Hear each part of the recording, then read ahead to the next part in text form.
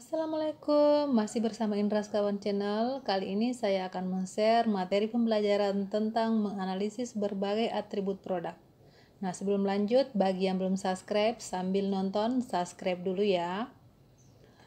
Menurut Kotler dan Armstrong, bahwa atribut produk merupakan pengembangan suatu produk atau jasa yang melibatkan manfaat yang akan ditawarkan produk atau jasa tersebut. Sedangkan menurut Suharno dan Sutarso, atribut produk yaitu pengembangan suatu produk yang perlu melakukan dengan mendefinisikan manfaat yang ditawarkan, yang dikomunikasikan dan disampaikan melalui atribut produk seperti kualitas, fitur, gaya, dan desain.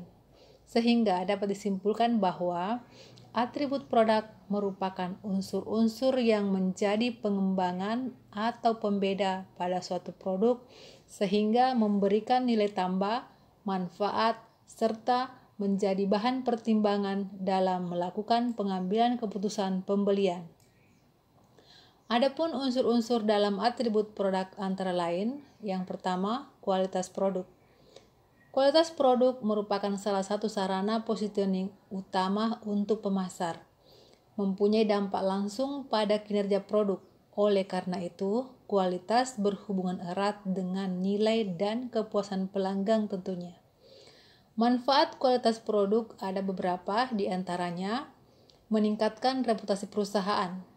Perusahaan yang menghasilkan produk yang berkualitas akan mendapatkan predikat sebagai organisasi yang mengutamakan kualitas dan mendapatkan nilai lebih di mata masyarakat. Yang kedua, menurunkan biaya. Untuk menghasilkan produk berkualitas, perusahaan tidak perlu mengeluarkan biaya yang tinggi jika melakukan produksi berdasarkan jenis, tipe, waktu dan jumlah produk yang dihasilkan sesuai dengan harapan dan kebutuhan konsumen. Yang ketiga, memberikan dampak internasional. Bila mampu menawarkan produk atau jasa yang berkualitas, maka selain dikenal di pasar lokal, produk itu juga akan dikenal dan mampu diterima di pasar internasional. Kemudian manfaat yang keempat, untuk penampilan produk. Kualitas akan membuat produk dikenal. Dalam hal ini akan membuat perusahaan menghasilkan produk yang juga dikenal dan dipercayai oleh masyarakat luas. Manfaat selanjutnya, mewujudkan kualitas yang dirasa penting. Konsumen mau membeli produk dengan harga tinggi namun dengan kualitas yang tinggi pula. Nah, kemudian elemen atribut produk yang kedua yaitu fitur produk. Unsur-unsur produk yang dipandang penting oleh konsumen akan dijadikan dasar dalam pengambilan keputusan pembelian. Nah, fitur produk ini sangat mempengaruhi keputusan konsumen untuk melakukan pembelian. Karena fitur produk melekat erat pada produk dan seringkali dijadikan sebagai pertimbangan untuk memutuskan transaksi yang dilakukan oleh konsumen. Kemudian elemen yang ketiga untuk dalam atribut produk yaitu gaya dan desain produk. Desain merupakan proses menciptakan produk baru yang akan dijual oleh perusahaan untuk pelanggannya. Dalam pendekatan sistematis, peran produk desainer adalah untuk menggabungkan seni, ilmu pengetahuan, teknologi untuk menciptakan produk-produk baru yang dapat digunakan oleh orang lain. Nah, desain ini harus mengikuti perubahan zaman, akan menghasilkan proses kinerja produk yang baik maupun warna serta gaya yang menarik sesuai dengan zaman sekarang. Kemudian elemen atribut produk yang keempat yaitu merek atau brand yang merupakan identitas atau pembeda satu produk dengan produk lainnya, baik berupa nama, istilah, simbol, tanda, lambang, desain, warna, ataupun kombinasi dari beberapa atribut tersebut. Kemudian fungsi dari merek itu yang pertama sebagai identitas. Nah, di sini sebagai identitas harus mampu membedakan produk perusahaan dengan produk pesaingnya dan juga untuk memudahkan konsumen dalam melakukan identifikasi sebuah produk. Kemudian fungsi merek yang kedua sebagai alat bantu promosi, karena pada posisi tertentu merek akan memiliki daya tarik yang kuat bagi konsumen. Fungsi merek yang ketiga yakni untuk membentuk image atau citra tertentu terhadap sebuah produk atau perusahaan, di mana citra ini akan memberikan keyakinan, jaminan kualitas, dan prestise tertentu bagi konsumen. Kemudian nilai-nilai merek yakni bahwa sebuah merek juga menyampaikan nilai-nilai dari produk seperti kita ambil contoh merek sabun Lux yang menyampaikan nilai-nilai kecantikan bagai bintang dari produk sabun mandi. Kemudian Mercy yang menyampaikan nilai-nilai prestise, kenyamanan, dan keselamatan yang tinggi bagi sebuah mobil yang digunakan untuk kalangan tertentu. Merek atau brand juga menyampaikan sebuah budaya dan kepribadian. Misalnya Mercy akan menyampaikan budaya negara Jerman dengan teknologi yang tinggi, serta akan memberikan kepribadian bagi sang pengendara sebagai seseorang yang karismatik dan sukses. Nah, kemudian elemen atribut yang kelima yaitu kemasan, merupakan bagian dari produk yang yakni pembungkus atau bisa juga dikatakan wadah atau tempat bagi sebuah produk dengan berbagai tujuan, misalnya untuk memudahkan proses pemindahan, untuk memudahkan identifikasi, atau untuk menciptakan daya tarik produk dan lain-lain. Fungsi kemasan itu dapat kita lihat berdasarkan sebutannya seperti pembungkus atau wrap. Karena bentuk dan fungsinya memang dijadikan sebagai pembungkus, maka dia dinamakan pembungkus. Kemudian wadah atau tempat, biasa juga kita kenal dengan nama kontainer, karena bentuk dan fungsinya sebagai wadah atau untuk digunakan untuk menyimpan sesuatu.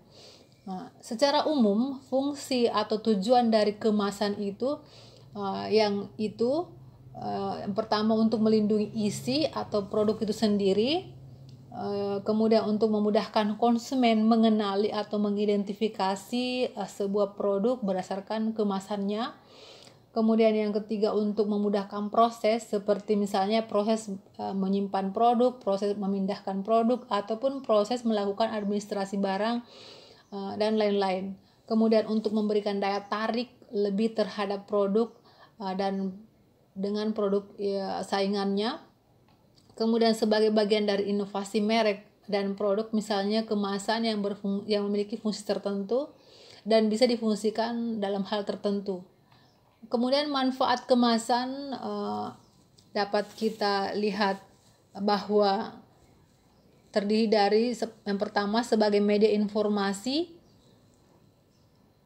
Terdapat di dalam kemasan itu mengenai cara penggunaan, fungsinya apa, kandungan yang ada di dalam produk itu, atau semua hal-hal yang berkaitan dengan produk yang ada di dalamnya. Kemudian manfaat yang kedua dari sisi fungsi atau biasa dikenal dengan manfaat fungsional dari kemasan, yaitu seperti fungsi untuk perlindungan, fungsi kemudahan dalam melakukan penyimpanan, ataupun fungsi kemudahan dalam melakukan pemindahan. Kemudian manfaat kemasan yang ketiga untuk memberikan persepsi tertentu dari merek produk, atau lebih dikenal dengan nama manfaat perseptual. Misalnya produk dengan kemasan yang lux akan memberikan persepsi sebagai produk yang premium. Kemudian elemen atribut yang keenam yaitu label atau labeling, merupakan bagian dari kemasan yang digunakan untuk memberikan informasi sehubungan dengan produk. Nah, label ini dapat berupa gambar, tulisan, ataupun kombinasi dari keduanya yang kita buat sesuai dengan peraturan perundang-undangan yang berlaku di daerah tertentu.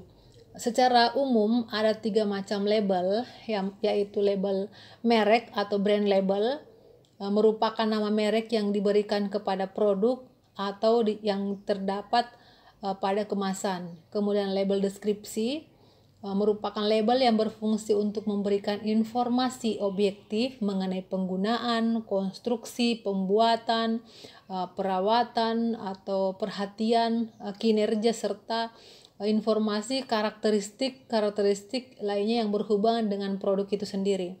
Kemudian label yang ketiga yaitu label tingkatan, merupakan label yang berfungsi untuk identifikasi penilaian kualitas produk dengan menggunakan biasanya lambang atau tanda tertentu, misalnya huruf, kata, atau tanda lainnya. Misalnya produk X dengan kualitas nomor 1 misalnya. Kemudian elemen yang terakhir atau elemen ketujuh yaitu pelayanan pendukung produk, elemen yang mendukung strategi produk. Nah, secara umum pelayanan di sini yang dimaksudkan atau jasa itu dapat diklasifikasikan menjadi beberapa jenis. Yang pertama, jasa informasi, misalnya mengenai informasi mengenai cara menggunakan produk ataupun informasi harga dan lain-lain. Yang kedua, jasa konsultasi, misalnya pemberian saran, konseling, dan lain sebagainya.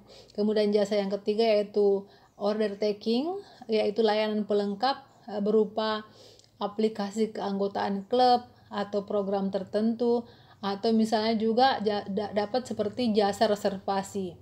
Kemudian yang keempat, jasa hospitality atau jasa tambahan, dapat berupa fasilitas snack, makan minum, fasilitas kamar kecil, fasilitas ruang tunggu, ataupun fasilitas hiburan lainnya.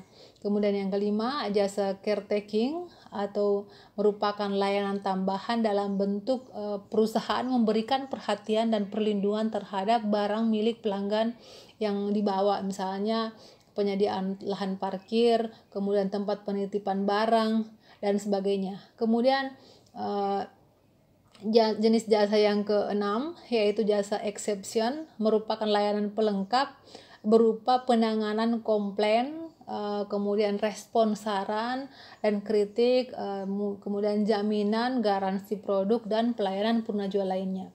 Nah, itulah beberapa informasi terkait menganalisis berbagai atribut yang sempat saya informasikan atau saya share untuk kesempatan kali ini. Mudah-mudahan bermanfaat. Mohon maaf atas segala kekurangan. Assalamualaikum warahmatullahi wabarakatuh.